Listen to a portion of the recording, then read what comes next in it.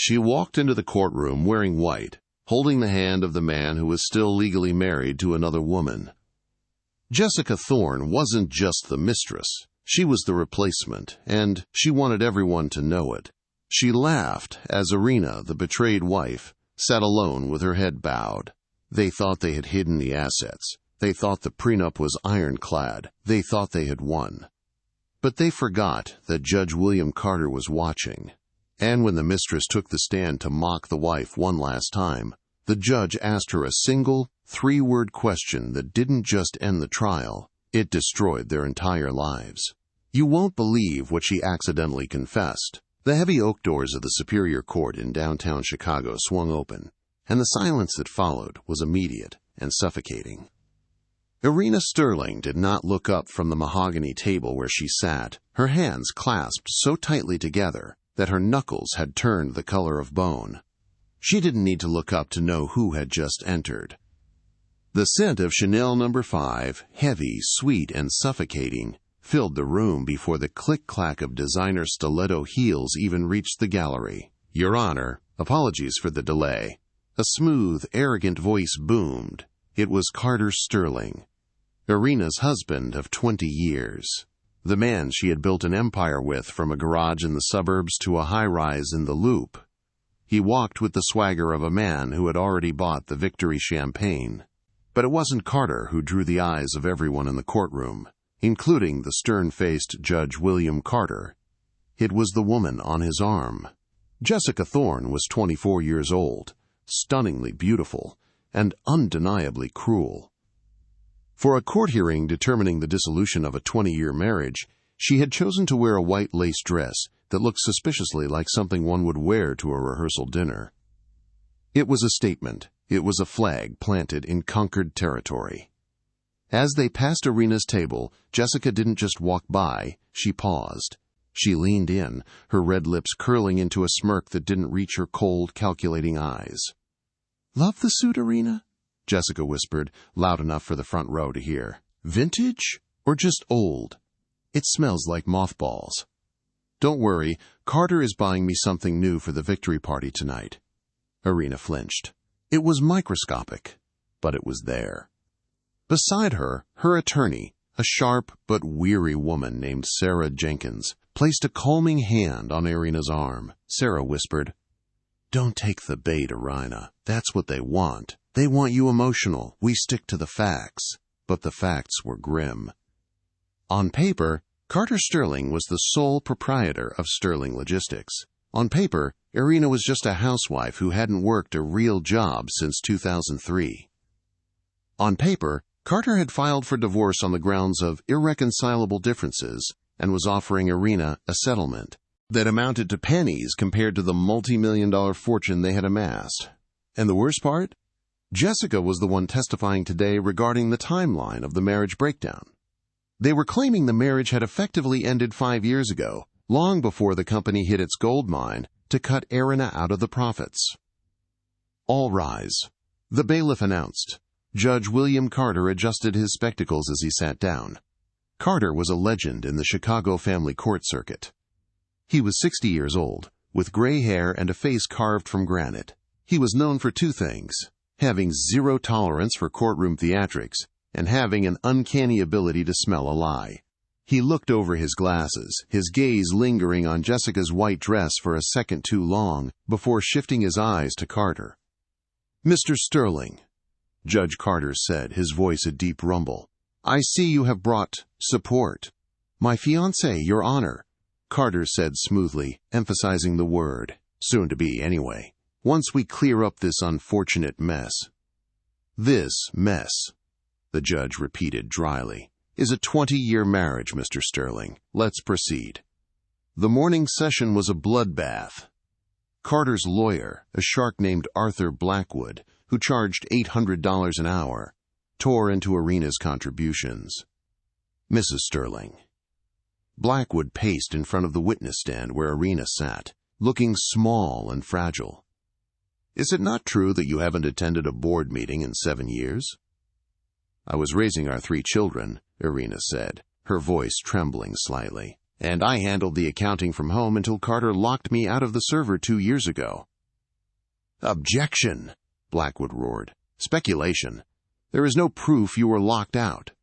The records show you simply stopped logging in. You stopped caring, just like you stopped caring about your appearance, your husband, and his needs."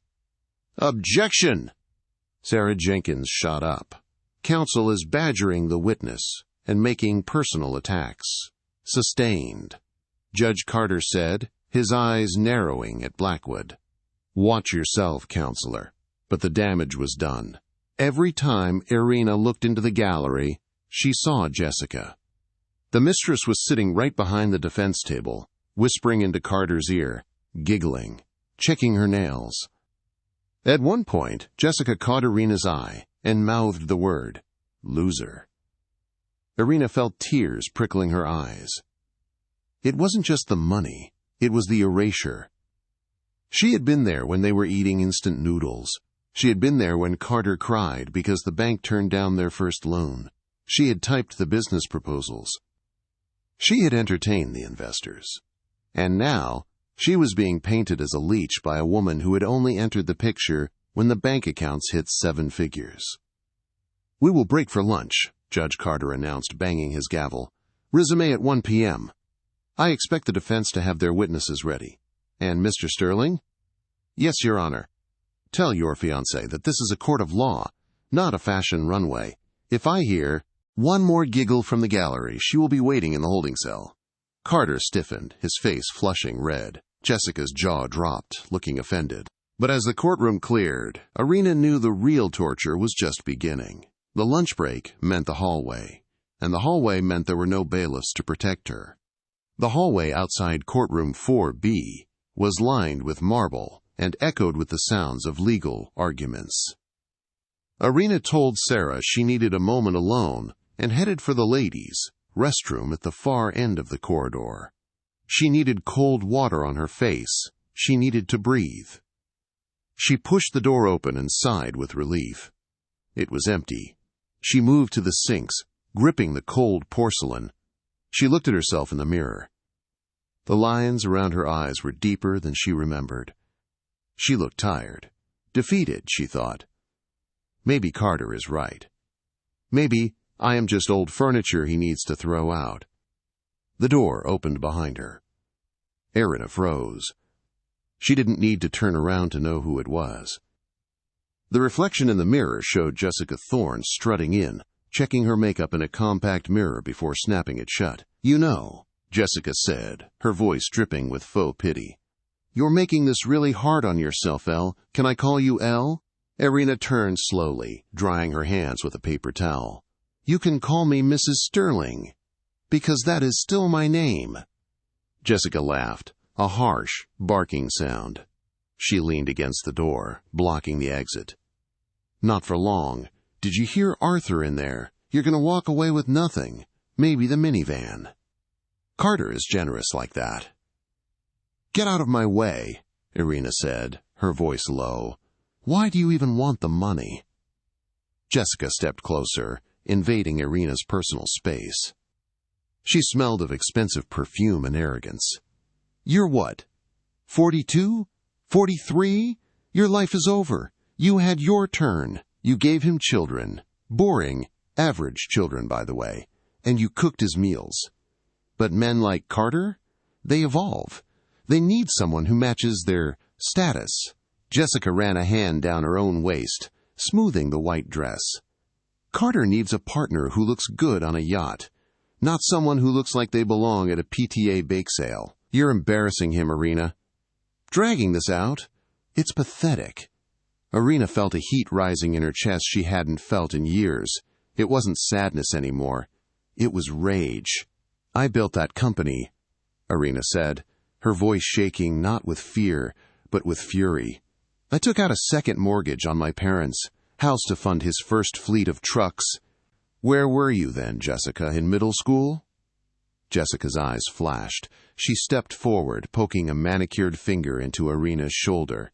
"It doesn't matter what you did. It matters what you can prove. And you can't prove anything. Carter has been planning this for 3 years.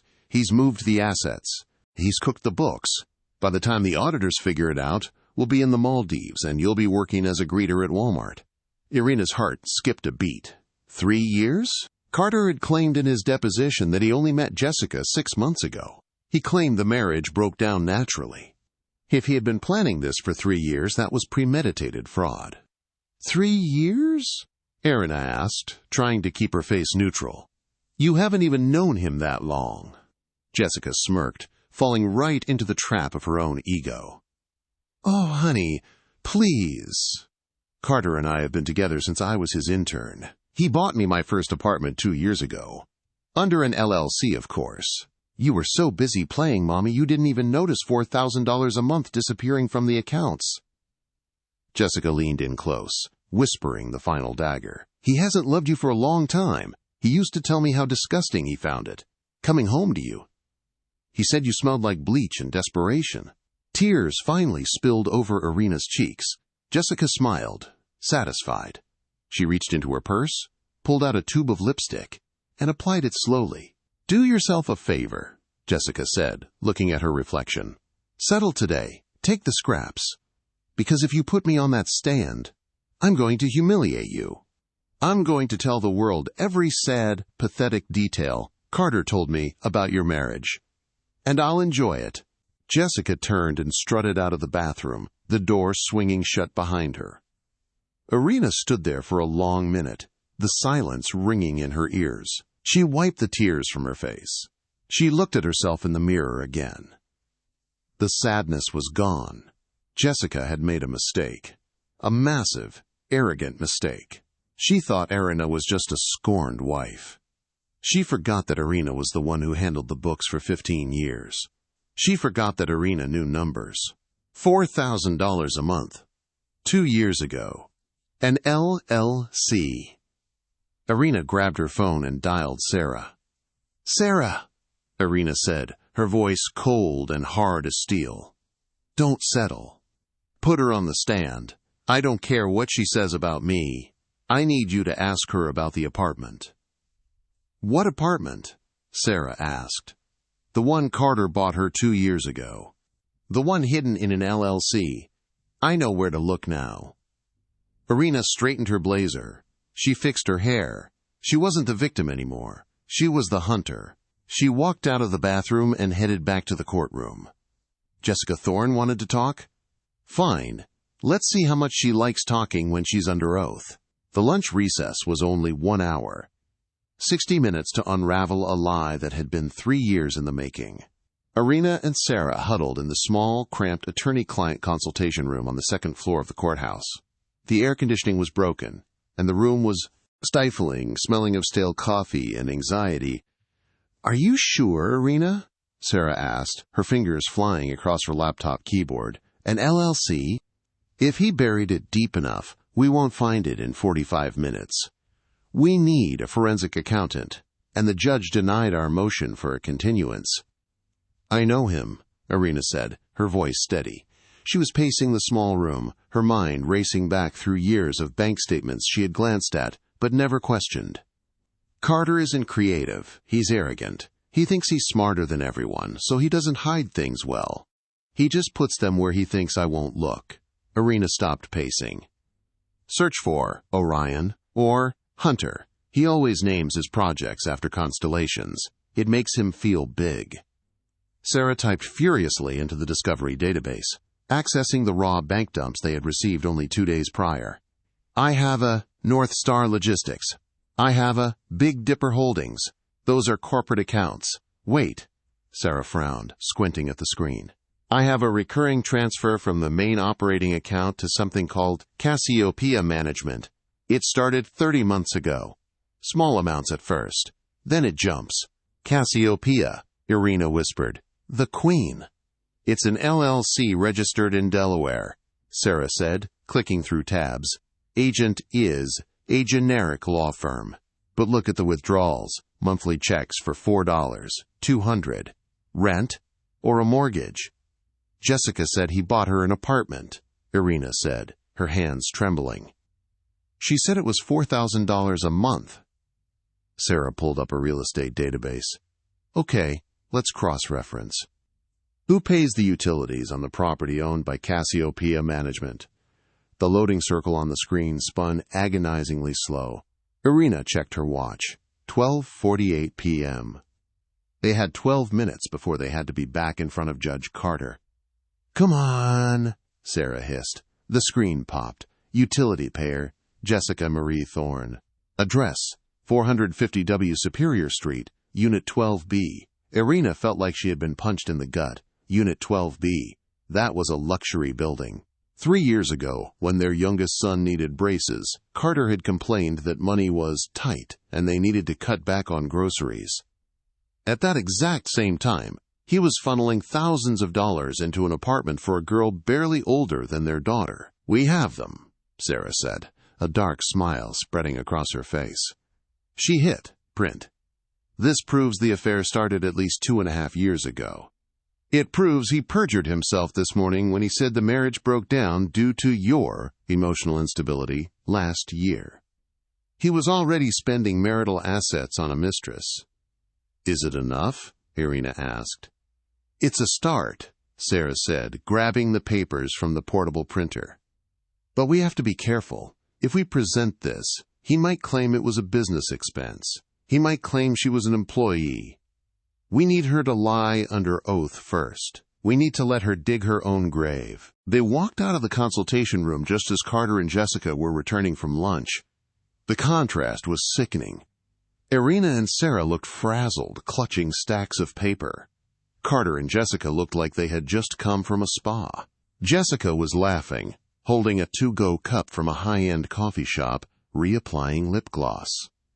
As they passed in the hallway, Carter stopped. He looked at Erina with a mixture of pity and annoyance. "Erina," he sighed, "just sign the settlement. Why do you want to drag the kids through this? Why do you want to hear Jessica testify? It's just going to hurt you." "I'm not the one who should be worried about getting hurt, Carter," Erina said quietly. Jessica snorted. "Oh, she's feisty now. Did you find a spine during lunch? Cute." "See you inside," Sarah said sharply, steering Erina away before she could say something she'd regret. Inside courtroom 4B, the atmosphere had shifted. The air was heavier. Judge Carter was already on the bench, reading a file. He didn't look up when they entered, but Erina noticed he tapped his pen rhythmically against the desk, a sign of impatience. "Counsel," Judge Carter rumbled. "Are we ready to proceed?" "Yes, Your Honor." Arthur Blackwood stood up, buttoning his suit jacket. "The defense calls Jessica Thorne to the stand." A murmur went through the few people in the gallery. Jessica stood up, smoothing her white dress. She walked to the witness stand, not with the reverence of someone entering a court of law, but with the confidence of a model hitting the runway. She smiled at the court reporter. She winked at Carter. She placed her hand on the Bible. "Do you swear to tell the truth, the whole truth, and nothing but the truth?" "I do," Jessica said, her voice sweet and melodic. She sat down, crossing her legs. She looked at Erina. It was a look of pure triumph, but Erina just stared back, her hand resting on the fresh stack of printed papers. "Go ahead," Erina thought. "Lie. Please, lie." Arthur Blackwood approached the witness stand with a gentle, almost grandfatherly demeanor. He knew exactly how to play this. He needed to paint Jessica not as a homewrecker, but as a savior who had rescued Carter from a miserable, loveless existence. "Miss Thorne," Blackwood began, "please state your occupation for the court." "I'm a lifestyle consultant and social media influencer," Jessica said, beaming. "I help high-net-worth individuals optimize their personal brands." "And how did you meet Mr. Sterling?" "We met at a charity gala about 6 months ago." Jessica lied. The lie rolled off her tongue like honey. "He looked so lonely. We started talking about art, and we just connected. It was spiritual, really." Erina gripped her pen so hard it cracked. "Spiritual. And was Mr. Sterling happy in his marriage at that time?" Blackwood asked. "Objection," Sarah called out lazily. Hearsay. I'll rephrase, Blackwood said quickly. What did you observe about Mr. Sterling's emotional state? Jessica put on a sad face, tilting her head. He was broken, absolutely broken. He told me he hadn't felt affection in years. He said his wife was cold, distant. He said she treated him like an ATM machine and stopped being a wife a decade ago. She turned her eyes toward the judge, batting her eyelashes. I didn't want to get involved with a married man, Your Honor. I really didn't. But his marriage was over in everything but name. I just gave him the courage to finally leave a toxic environment. Judge Carter's face remained impassive. He stared at Jessica over the rim of his glasses. Proceed, Blackwood smiled. Miss Thorne, did you ever ask Mr. Sterling for money? Did you ever demand gifts? Never, Jessica said, clutching her chest. I'm an independent woman. I make my own money. I'm with Carter for love. Actually, I've often offered to pay for things, but he's such a gentleman. Thank you, Miss Thorne. No further questions. Blackwood sat down, looking smug. He thought he had nailed it. He had presented the perfect narrative, the dead marriage, and the fresh, innocent love. Cross-examination? Judge Carter asked. Sarah Jenkins stood up. She didn't smile. She didn't rush. She picked up the stack of papers they had printed during lunch and walked slowly toward the witness stand. Miss Thorne, Sarah began, her voice flat. You stated you met Mr. Sterling 6 months ago, is that correct? Yes, Jessica said, looking bored. And you stated you are an independent woman who pays her own way? Absolutely. And you stated you never received significant financial support from Mr. Sterling prior to the divorce filing? I did. Sarah paused. She let the silence stretch out, making Jessica shift slightly in her seat. Miss Thorne, do you know what perjury is? Jessica rolled her eyes. Lying in court, which I'm not doing. Good, Sarah said. Then can you explain to the court what Cassiopeia management is? For the first time, Jessica's mask slipped. Her eyes flickered to Carter. Carter, sitting at the defense table, went rigid, his face drained of color. I don't know what that is, Jessica stammered. You don't? Sarah feigned surprise. That's strange, because according to the Delaware Division of Corporations and the utility records for the city of Chicago, Cassiopeia Management pays the electric, gas, and internet bills for the apartment at 450 W. Superior Street, Unit 12B. That is your address, is it not? Yes, that's where I live, Jessica said, her voice rising an octave. And who pays the rent on that apartment, Miss Thorne? I do, Jessica snapped. I pay it in cash sometimes. I have savings. Sarah pulled a single sheet of paper from her stack. Your Honor, I'd like to submit Exhibit C into evidence. This is a bank transfer record dated 24 months ago. It shows a transfer of $15,000 for a security deposit on Unit 12B, paid directly from Carter Sterling's personal hidden account to the leasing office. The courtroom gasped. Judge Carter leaned forward. Exhibit admitted. Sarah wasn't done. She walked closer to the witness stand. Ms. Thorne, 24 months ago is a lot longer than 6 months. Wouldn't you agree? Jessica's face turned a blotchy red. She looked at Arthur Blackwood for help, but the lawyer was frantically flipping through his own files, realizing his client had lied to him too. We were friends then, Jessica yelled. He was just helping a friend. It wasn't romantic. Friends, Sarah repeated. Mr. Sterling buys $4,000 a month apartments for all his friends? Generous man. He was investing in my business, Jessica shouted, losing her cool completely. I told you, I'm an entrepreneur. He saw potential in me, unlike that leech sitting over there. She pointed a shaking finger at Erina. Objection! Blackwood shouted, badgering the witness.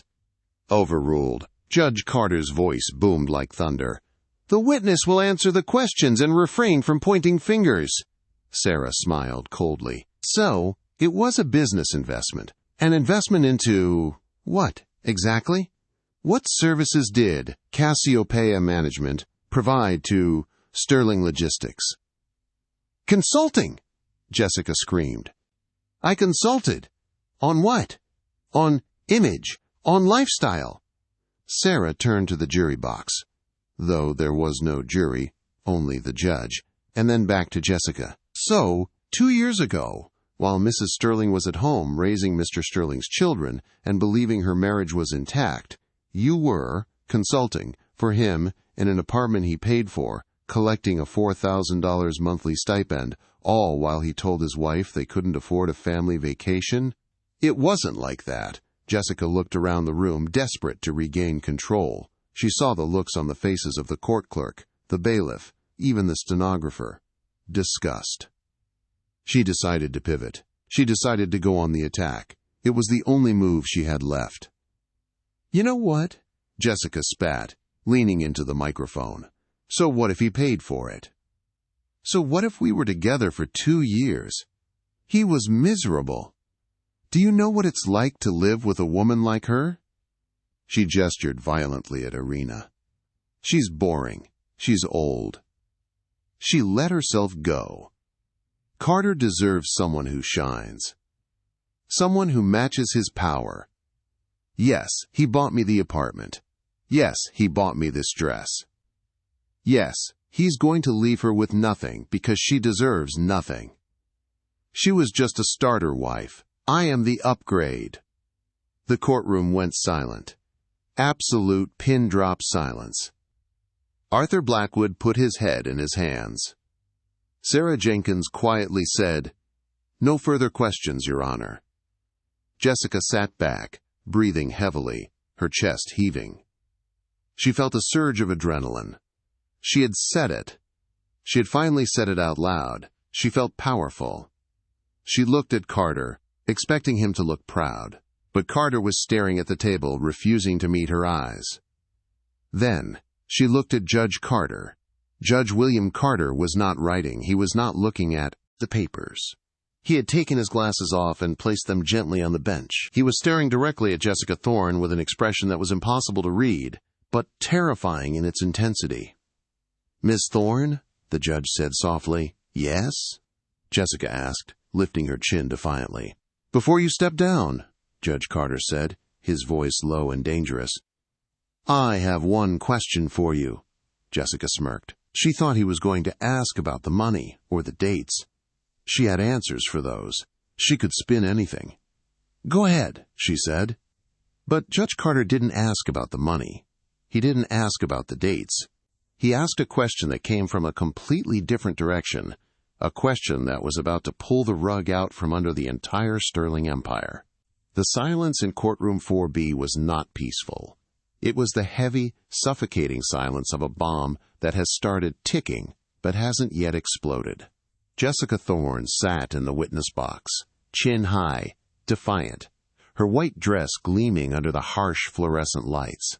She believed she had won. She had just verbally eviscerated Erina Sterling, calling her old, boring, and unworthy. In Jessica's world, insults were the ultimate weapon, and she had just fired a nuclear warhead. She expected Judge Carter to scold her for her tone, maybe a slap on the wrist. She expected Carter to look at her with admiration for defending their love. But when she looked at the defense table, Carter Sterling wasn't looking at her. He was staring at the judge, his face the color of wet ash. He was gripping the edge of the table so hard his knuckles were white. He knew something Jessica didn't. He knew who Judge William Carter really was. Judge Carter slowly removed his reading glasses. He folded them with deliberate, agonizing slowness and placed them on the bench. He leaned forward, clasping his hands together. His eyes, usually sharp and inquisitive, were now dark pools of absolute authority. He looked at the court reporter. Strike the last outburst from the record. Or leave it. Actually, leave it. It goes to character. Then he turned his gaze solely on Jessica. "Miss Thorne," the judge said. His voice was not loud, but it carried to the back of the room with crystal clarity. "You have testified under oath that you are the primary beneficiary of the funds from Cassiopeia Management. You testified that Mr. Sterling used this entity to pay for your apartment, your lifestyle, and your consulting fees. Is that your final testimony?" "Yes," Jessica said, though her voice wavered slightly. The weight of the judge's stare was making her skin crawl. Carter takes care of me because I take care of him. It's a business arrangement and a relationship. It's modern, and you are aware, the judge continued, his voice dropping an octave, that ignorance of the law is not a defense in a court of law? I haven't broken any laws. Jessica scoffed, looking at her fingernails. Being a mistress isn't illegal, Your Honor. It's just complicated. No, Judge Carter said. Adultery is not a crime in this state. However, the judge reached down and pulled a thick, dusty file from the bottom of his stack. It wasn't the divorce file. It was an old file.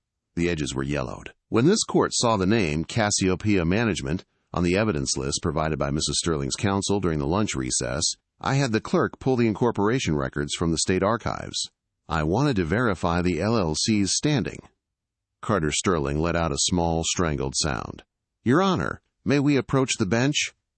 Sit down, Mr. Sterling, Judge Carter roared. The sudden volume made everyone jump. Jessica flinched, her mask of arrogance cracking. The judge opened the dusty file. He looked at Jessica. Miss Thorne, here is the question that you must answer very carefully. The judge held up a document from the file. Are you aware that Cassiopeia Management is not a business LLC, but an irrevocable special needs trust established in 2005 for the long-term medical care of Mr. Sterling's eldest son, Michael, and that Mrs. Erina Sterling is the sole authorized trustee? The air left the room. Erina gasped, her hands flying to her mouth. Michael, her firstborn. He had passed away 7 years ago from leukemia. The trust had been set up to pay for his treatments, and after he died, the remaining funds were legally locked, meant to be donated to the hospital in his name. Erina had been too grief-stricken to touch the paperwork for years. She thought the account was dormant. Jessica blinked, confused. What? No, that's not right. Carter said it was his holding company. He said he named it after a constellation because he's a star. Mr. Sterling lied to you. Judge Carter said, his voice cold as ice, but that does not absolve you. You just admitted, on the record, to receiving and spending over $200,000 of stolen trust fund money legally designated for a deceased child's medical debt and charity. The judge leaned in, delivering the final blow. So, Miss Thorne, my question is actually this. Since you claimed under oath that you earned this money through consulting, and you knowingly spent funds from a rigid trust you had no legal right to access, would you like to explain to the court why I shouldn't have the bailiff arrest you right now for grand larceny and conspiracy to commit fraud? Jessica froze. Her mouth opened, but no sound came out. She looked at Carter. Carter, she whispered, tell him it's your money. Carter didn't move. He was staring at the table, a defeated man. Carter, Jessica shrieked. Tell him. He can't tell me anything, Judge Carter said, because if he speaks, he admits to embezzlement. You, however, Miss Thorne, just couldn't stop talking. You wanted to brag about your upgrade? You just bragged your way into a felony indictment. The courtroom erupted into chaos. The silence that had held the room captive shattered the moment Judge Carter finished his question. Jessica Thorne, the woman who had walked in expecting a coronation, looked as though she had been physically struck. She scrambled back from the microphone, her heels skidding on the floor, her eyes wide with a feral, terrifying realization. She hadn't just lost a civil argument, she had just confessed to a felony on public record. I didn't know, Jessica screamed, her voice shrill and piercing. She looked wildly from the judge to the bailiff, who was now stepping forward with his hand on his belt. I didn't know it was the dead kid's money. Carter told me it was profits. He told me it was a bonus. Sit down, Miss Thorne, the bailiff commanded, his voice booming. No, look at him!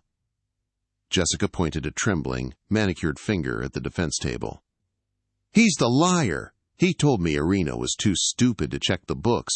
He told me the money was just sitting there doing nothing. At the plaintiff's table, Erina Sterling stood up slowly. The shock had evaporated, replaced by a cold, volcanic rage. She looked at the man she had shared a bed with for 20 years. "Michael's money," Erina said.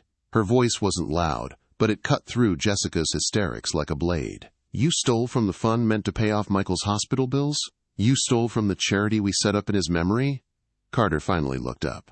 His face was gray, the color of wet ash. "Erina, listen.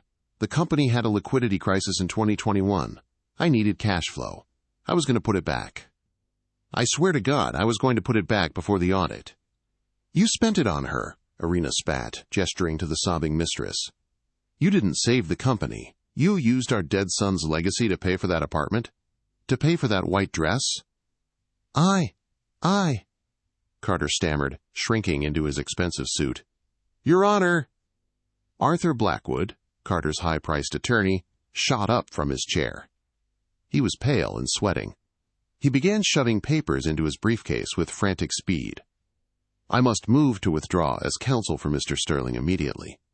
I was not informed of the illicit source of these funds. I cannot suborn perjury or be party to the dissipation of restricted trust assets." "Motion granted," Judge Carter said dryly, not even looking up. "You may leave, Mr. Blackwood, though I suggest you don't go far. The district attorney is already on the line."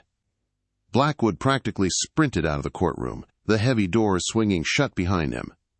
Carter was now completely alone. "Order!" Judge Carter banged his gavel, the sound cracking like a gunshot. "Here is what is going to happen." The judge pulled a fresh sheet of paper, his pen scratching loudly in the sudden silence. "Mr. Sterling, I am issuing an immediate freezing order on all assets held by you, Sterling Logistics, and any subsidiary entities. You are not to spend a dime. You are not to transfer a penny. If you buy a pack of gum, I will hold you in contempt." He turned his gaze to Jessica, who was slumped in the witness chair, mascara running down her face in black streaks. "Miss Thorne, surrender your passport to the bailiff. You are a flight risk. Furthermore, you are ordered to vacate the premises at 450 W Superior Street within 24 hours.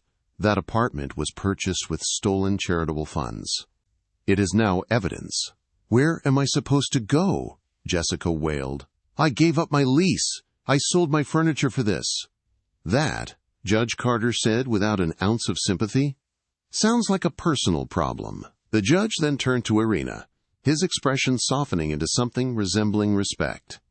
"Mrs. Sterling, I am granting the divorce on the grounds of adultery and fraud. I am awarding you 100% of the marital home and 75% of the voting shares of Sterling Logistics, granting you controlling interest effective immediately." Carter let out a strangled sob. "Your Honor, you can't. That's my company." "Not anymore," Judge Carter said. "You will retain 25% of the shares solely so you can work to pay back the trust you looted. And Mr. Sterling, you will work for your wife now. She is the CEO. You answer to her." Erina looked at her lawyer, Sarah, who was grinning from ear to ear. Then, Erina walked over to the witness stand. She stopped 2 feet from Jessica. "You asked me earlier why I wanted the money," Erina said quietly. "You said I was old. You said I was done." Jessica flinched, looking up with terrified eyes. "I don't want the money for me," Erina whispered, leaning in close. "I'm going to recover every cent you stole. I'm going to sell your apartment. I'm going to sell your car. And I'm going to donate it all to the Children's Leukemia Ward. Every time you walk past that hospital, Jessica, remember that you didn't destroy me. You just donated your entire lifestyle to charity." Erina turned to the judge. "Thank you, Your Honor." "Court is adjourned," Judge Carter said. As Erina turned to leave, head held high, the sound of Carter sobbing into his hands filled the room. But Erina didn't look back. She had a board meeting to schedule. The elevator ride to the 40th floor of the Sterling Logistics Tower usually took 45 seconds. For 20 years, Erina Sterling had spent those seconds fixing her hair, checking her teeth in the mirrored walls, and preparing herself to be ignored. She was the founder's wife, a decorative accessory expected to smile at holiday parties and vanish during business hours. But today, as the numbers on the digital display climbed, Erina didn't check her reflection. She checked her watch. It was 8:58 a.m. The doors slid open with a soft, expensive chime. The reception area was a monument to Carter's ego. Italian marble floors, abstract art that cost more than a suburban home, and a panoramic view of the Chicago skyline. Chloe, the 26-year-old receptionist who had been guarding the gate for 5 years, was on the phone. Chloe had always treated Erina with a sneering dismissiveness. She looked up, saw Erina, and didn't even bother to cover the mouthpiece. "I'll call you back," Chloe said into her headset, rolling her eyes. She turned to Erina with a bored sigh. "Mrs. Sterling, Carter isn't in yet, and he didn't leave a pass for you. We have strict security protocols now. You really need to call ahead." Erina walked past the desk without breaking stride, her heels clicking rhythmically on the marble. "Hey, you can't just go back there." Chloe scrambled up, her headset falling off. "I'm calling security! You can't just waltz in here like you own the place." Erina stopped. She turned slowly. She wasn't wearing the beige cardigans Carter preferred. She was wearing a sharp navy blazer that made her look like a shark in the water. "The security protocols protect the owners of this building, Chloe," Erina said, her voice projecting clearly across the silent lobby. "As of 4 p.m. yesterday, pursuant to a court order, I own 75% of this floor. I don't need a guest pass. I have the deed." Chloe's mouth opened, but no sound came out. "Now," Erina continued, checking her watch again. "Call the executive team. Conference room A. 5 minutes. If they aren't there, they can mail me their resignation letters." Who should I say is calling?" Chloe stammered, her face pale. Erina smiled, but it didn't reach her eyes. "The CEO." The main conference room smelled of stale coffee and fear. 5 men sat around the oval glass table, Carter's generals. At the head sat Paul Danton, the CFO. Paul was a man who prided himself on being untouchable. When Erina walked in, he didn't stand. He barely looked up from his tablet. "Erina," Paul sighed, taking off his glasses.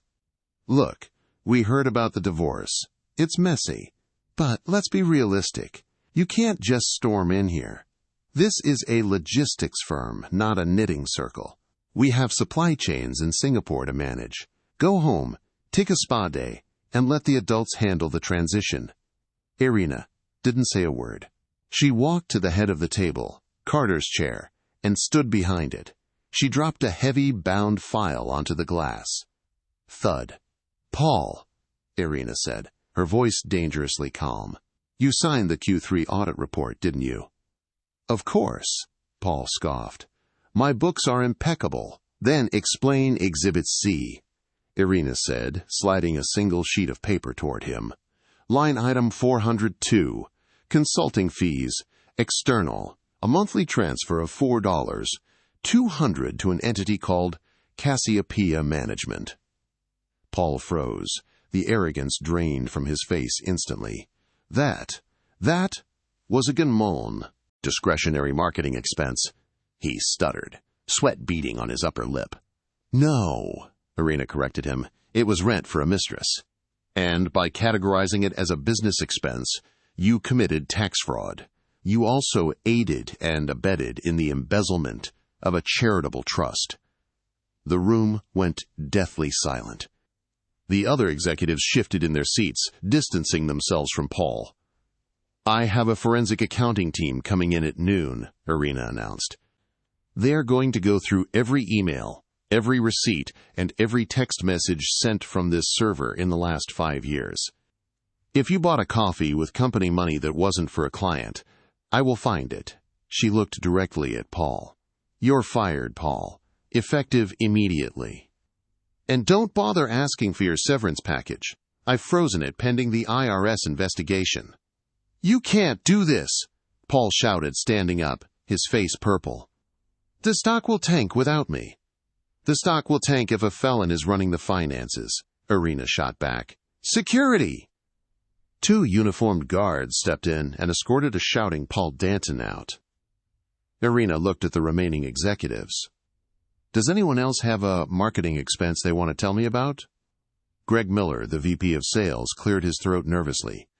"Mrs. Sterling, we're ready to get to work. Whatever you need." At 11:30 a.m., the glass doors opened again. But this time, there was no swagger. Carter Sterling walked in. He looked like a man who had aged 10 years overnight. His suit was rumpled, his tie was loose, and he was holding a pathetic cardboard box containing a framed photo and a stapler. He walked straight toward the corner office. He reached for the handle, desperate to reclaim his sanctuary. "Excuse me?" a voice called out. Carter turned. Erina was standing in the doorway of his office, holding a mug of tea. "You can't go in there," she said simply. "Erina, stop it," Carter hissed, trying to keep his voice down as the staff watched from their cubicles. "I have work to do," the judge said. "I have to work to pay back the trust. I need my files." "You do have work to do," Erina agreed. "But not in here. You don't have security clearance for executive files anymore." "I own 25% of this company," Carter shouted, his pride snapping. "Non-voting shares," Erina reminded him cold-heartedly. "And as the CEO, I've restructured the org chart." She stepped out and pointed a finger toward the back of the floor, past the sales team, past the break room, to the dark corner near the noisy server room and the bathrooms. There sat a small gray cubicle with a flickering fluorescent light. It was the desk usually reserved for summer interns. "That is your station, Carter." "You're joking." "Your title is Junior Dispatch Associate," Erina said. "You'll be tracking lost shipments in the Midwest. The pay is $18.50 an hour. Every cent of your paycheck will be garnished and deposited directly into the Michael Sterling Memorial Fund." Carter stared at the cubicle. He looked at the employees he had once terrorized. Chloe, the sales team, the analysts, they were all watching. "I can't sit there," Carter whispered. "I'm Carter Sterling." "You were Carter Sterling," Erina said, leaning in close. "Now, you're just the man who stole from his dead son. Take the seat, Carter, or I call the judge and tell him you're violating the restitution order. I hear the jail cells are smaller than that cubicle." Defeated, Carter walked the length of the office. The clack-clack of his shoes sounded like a funeral march. He sat in the gray chair. It squeaked. He turned on the computer. A sticky note was on the monitor. Password HumblePie1. While Carter was staring at a spreadsheet in purgatory, Jessica Thorne was facing hell on the streets of Chicago. She stood on the sidewalk of West Superior Street, surrounded by 3 Louis Vuitton suitcases. The eviction had been swift. The building management didn't want a tenant under federal investigation. She had nowhere to go. Her friends had blocked her. Her Instagram was a war zone. She had exactly $420 in cash and the diamond bracelet Carter had given her. "It's fine," she muttered, shivering in the wind. "I'll sell the bracelet. It's worth $50,000. She walked into a high-end pawn shop on Wabash Avenue, slamming the bracelet on the counter. "I need to liquidate this. Custom platinum and diamonds. I'll take $20,000 cash." The broker, a cynical man, picked it up. He didn't even use a loop. He scratched it with a file. "I can give you $40, he grunted. "Excuse me?" Jessica gasped. "Carter Sterling gave me this. It's Cartier." "It's silver-plated copper and cubic zirconia," the broker sighed. "It's a knockoff. Whoever gave you this didn't spend more than $200. The room spun. Jessica grabbed the counter. It wasn't just the trust fund. It was everything. Carter hadn't just lied to Erina. He had lied to her. The empire was leveraged. The wealth was a facade. She had destroyed her life for a man who was as hollow as the copper bracelet. "He played me," she whispered. Before she could leave, the door chimed. 2 police officers blocked the exit. "Jessica Thorne?" one asked. "We have a warrant for your arrest for conspiracy and theft of charitable assets. Hands behind your back." As the cuffs clicked, Jessica caught her reflection in the glass. The Queen was gone.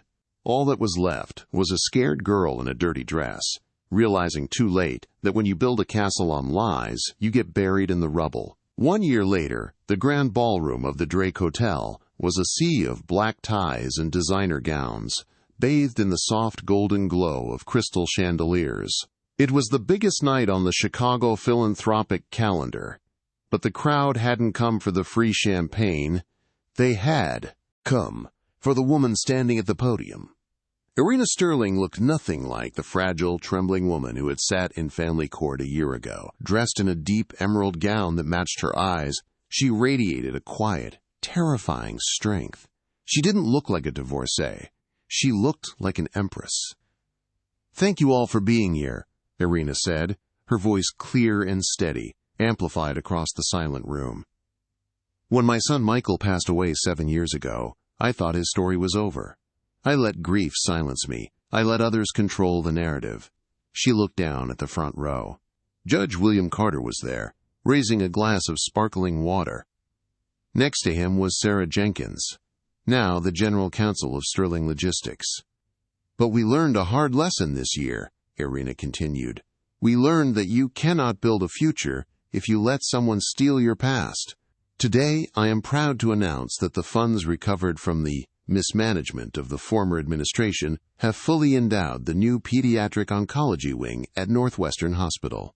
Michael's name will never again be associated with fraud. It will be associated with hope." The room erupted. It wasn't polite applause. It was a thunderous standing ovation. 5 miles away, in a cramped ground-floor apartment near O'Hare Airport, the applause sounded tinny coming through the speakers of a cheap television. Carter Sterling sat on a sagging beige sofa. He was eating a microwave dinner that was still cold in the middle. He wore his work uniform, a blue polo shirt with the Sterling Logistics logo embroidered on the chest. But it wasn't the CEO's shirt. It was the uniform of a dispatch supervisor. He watched the screen, mesmerized and horrified. He saw the way the room looked at Erina, with reverence. He saw a handsome man, the lead architect of the new hospital wing, lean in and whisper something that made Erina laugh. A genuine, carefree laugh Carter hadn't heard in 15 years. He looked around his apartment. Piles of overdue bills covered the coffee table. His 25% share of the company was strictly controlled. Every dividend was automatically garnished to repay the trust with interest. His salary barely covered his rent and the alimony legal fees. Carter turned off the TV, plunging the room into darkness. The silence was deafening. He finally understood the magnitude of his mistake. He hadn't just traded a wife for a mistress. He had traded a partner for a parasite. He had traded a castle for a cage. And the worst part? He had handed Erina the key to lock him in. The reality for Jessica Thorne was far harsher than a cold microwave dinner. At the Decatur Correctional Center, the air smelled of industrial bleach and unwashed bodies. Inmate number 49,201 was finishing her shift in the laundry room, her hands red and raw from the heat and chemicals. Jessica wiped sweat from her forehead. Her blonde hair, once her crowning glory, was dark at the roots and pulled back into a messy bun. Her manicured nails were gone, replaced by brittle nubs. "Thorne, move it!" a guard shouted. "Inspection in 5. Jessica grabbed a heavy stack of gray sheets. A new inmate, a young girl who looked just like Jessica had 5 years ago, walked past.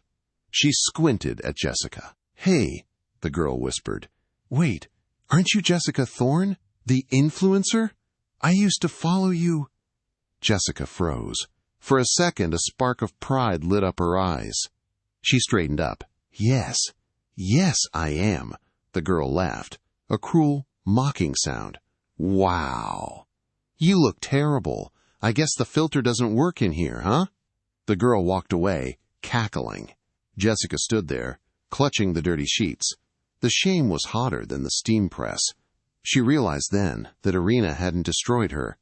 Erina had simply turned on the lights, and Jessica was finally seeing herself for what she really was. Empty. Back at the gala, Erina walked out onto the balcony to catch a breath of cool night air. Judge Carter followed her. "I hope the justice tastes as good as the champagne, Erina," the judge said softly. Erina smiled, looking out at the city lights. "It tastes better, William, because I earned it." "You know," the judge said, leaning on the railing, Most people would have taken the settlement. They would have run away. But you stayed. You fought for the boy. That is the only legacy that matters." Erina nodded, looking up at the stars. They thought I was weak, because I was quiet. They forgot that the eye of the storm is always quiet. She took a sip of her drink. She was free. She was powerful.